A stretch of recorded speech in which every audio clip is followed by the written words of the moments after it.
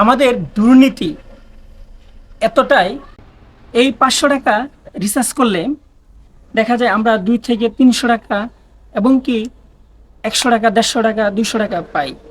তাহলে এই 500 টাকা থেকে এই বাকি টাকাগুলো কোথায় গেল? এটাই তো আমাদের সকলের প্রশ্ন। আজকের ভিডিওটি শুধুমাত্র যাদের প্রিপেড মিটার আছে, অর্থাৎ রিচার্জেবল মিটার আছে, আজকের ভিডিওটি শুধুমাত্র তাদের জন্য। তো চলুন আজকের প্রিপেড মিটার সম্পর্কে কিছু বলে যাই। আসুন। তো এই হইতেছে, দেখেন আমার একটি প্রিপেড মিটার, অর্থাৎ এই দেখেন এটি একটি প্রিপেড মিটার। এই মিটারটি আমরা যেমন করে ফোনে রিচার্জ করি, ঠিক একইভাবে এইটি রিচার্জ করা যায় বিকাশের মাধ্যমে। আচ্ছা, এই মিটারটি আমরা যেমনভাবে চার্জ দেই, যখন আমরা এই মিটারটিতে অগ্রিম টাকা ভরতে হয়। এই অগ্রিম টাকা আমরা কিভাবে ভরি? এটি হলো বিকাশের মাধ্যমে।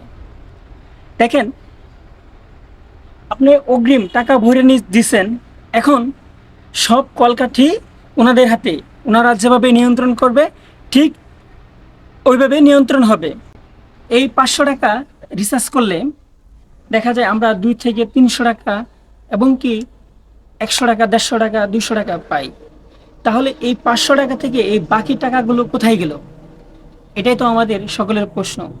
যেহেতু আমরা জানি যে ম্যাক্সিমাম রেট 70-80 টাকা বা 100 টাকা, মিটার চার্জ 40 টাকা। তো এই মিটারটাতে হয় কি, বেড কাটা হয়, রিবেট করা হয়, তারপরে কয় কিলোমিটার চলতেছে এটার উপরে একটা বেড কাটে, এবং আপনি কয় টাকা ভরছেন তার উপরে একটা বেড কাটে, আপনি টাকা ভরবেন এর উপরেও একটা বেড কাটা হয়।